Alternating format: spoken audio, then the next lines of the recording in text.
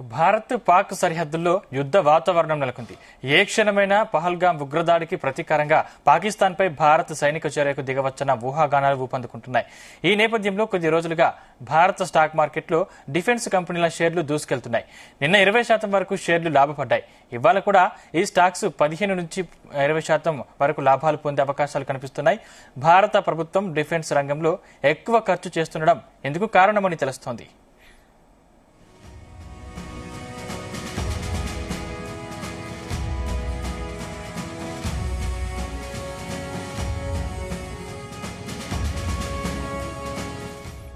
ఇదే అంశానికి సంబంధించిన మరింత పూర్తి సమాచారం మా ప్రతినిధి రవిప్రసాద్ అందిస్తారు. రవిప్రసాద్.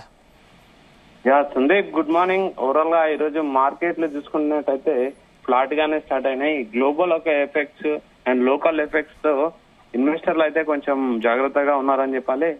మాక్సిమం ఈ రోజు మార్నింగ్ చూసుకుంటే ఫ్లాట్ గానే స్టార్ట్ అయిన మార్కెట్ కొంచెం అంటే అంత వీక్ మార్కెట్ అయితే కొంచెం వీక్ ఉందనే చెప్పాలి. ఓవరాల్ గా ప్రజెంట్ చూసుకుంటే మార్కెట్ సెన్సెక్స్ వచ్చేసి 97 పాయింట్లు పెరిగి 80,385 దగ్గర, నిఫ్టీ అయితే 28 పాయింట్లు పెరిగి 24,364 దగ్గర అయితే ట్రేడ్ అవుతుంది జరుగుతుంది. ఓవరాల్ ఈరోజు చూసుకుంటే బ్యాంక్ నిఫ్టీకి సంబంధించిన ఇండెక్స్ అయితే కంప్లీట్ డ్రాగ్ అయిందని చెప్పాలి. ఓవరాల్ గా ఇంచుమించు 0.30% అయితే బ్యాంక్ కి సంబంధించిన ఇండెక్స్ అయితే పడిపోవడం జరిగింది.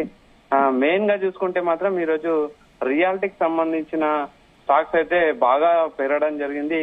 ఇంచుమించు 3.19% అయితే ఎన్ఎస్సి రియాలిటీ అయితే బాగా పెరగడం జరిగింది. అండ్ బజాజ్ ఫైనాన్స్ సంబంధించి కంపెనీలు కూడా మార్కెట్ ని అయితే కొంచెం డ్రాగ్ చేసినాయని చెప్పాలి.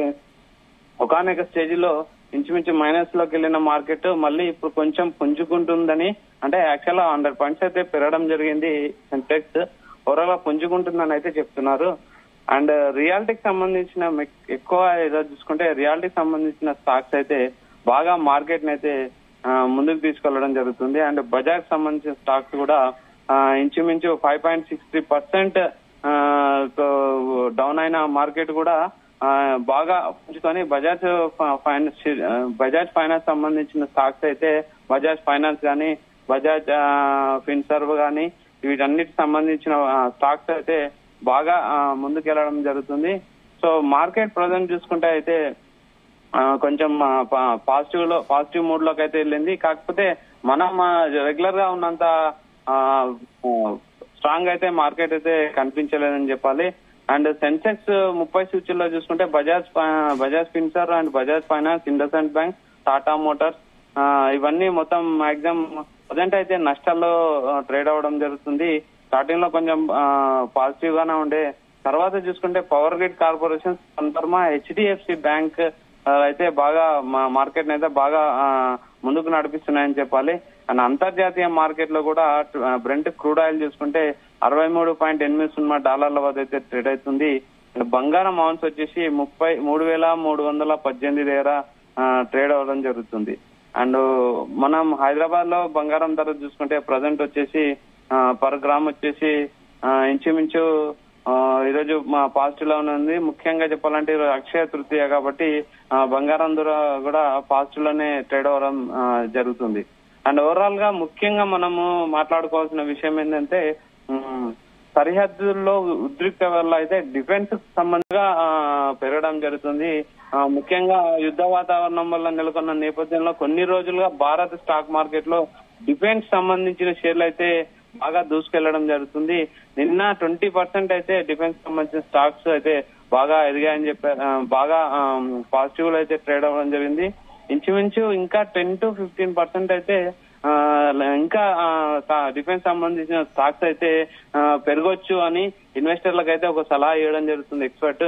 అండ్ ప్రజెంట్ ఏంటంటే భారత ప్రభుత్వం యుద్ధ వాతావరణం నెలకొనడంతో ఆల్రెడీ ముందు నుంచి కూడా ఎక్కువగా డిఫెన్స్ పైన ఇన్వెస్ట్ చేయడం వల్ల డిఫెన్స్ సంబంధించిన స్టాక్స్ అయితే బాగా పుంజుకోవడం జరుగుతుందని చెప్తున్నారు.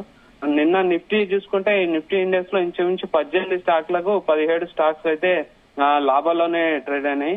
అండ్ ముఖ్యంగా అంటే పహల్గాం దాడి తర్వాత డిఫెన్స్ అంటే యుద్ధ వాతావరణం నెలకొల్పడం, అండ్ పాక్ అండ్ ఇండియా మధ్య యుద్ధ వాతావరణం అయితే బాగా నెలకొల్పడం జరిగింది. దీంతో యుద్ధం మాక్సిమం యుద్ధం వచ్చే పరిస్థితి అయితే ప్రజెంట్ కనిపిస్తుంది. అంటే పాకిస్తాన్ కి ధీటుగా మనం ఆన్సర్ చెప్పాలని భారత్ అయితే వేచి చూడడం జరుగుతుంది. అందుకు గాను వివిధ దేశాల నుంచి కూడా దానికి సంబంధించిన ఏర్పాట్లను చేయడం జరుగుతుంది.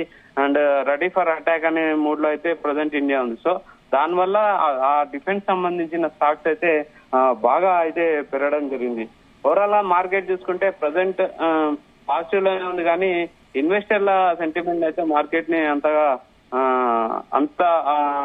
అంత కాన్ఫిడెన్స్ అయితే ఇవ్వలేకపోయింది.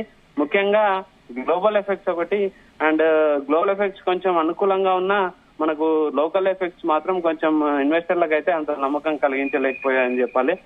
అండ్ ఓవరాల్ ఎఫ్ఐఎల్ కూడా చూసుకుంటే డిఐఎల్ చూసుకున్న లాస్ట్ 10 days నుంచి అయితే బయింగ్ లోనే ఉన్నారు. ఇది కూడా మనకు మార్కెట్ కి అయితే పాజిటివ్ గా కలిసి వచ్చే అంశం అని చెప్పొచ్చు.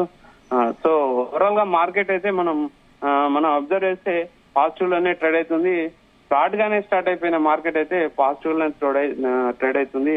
రియాలిటీకి సంబంధించిన ఇండెక్స్ అయితే స్టాక్స్ అయితే బాగా పుంజుకోవడం జరుగుతుంది. మిడ్ క్యాప్ కూడా 0.2% అయితే పెరగడం జరిగింది. స్మాల్ క్యాప్ కూడా కొంచెం మంచిగా పాజిటివ్ లోనే ఉన్నాయని చెప్పొచ్చు. సందీప్.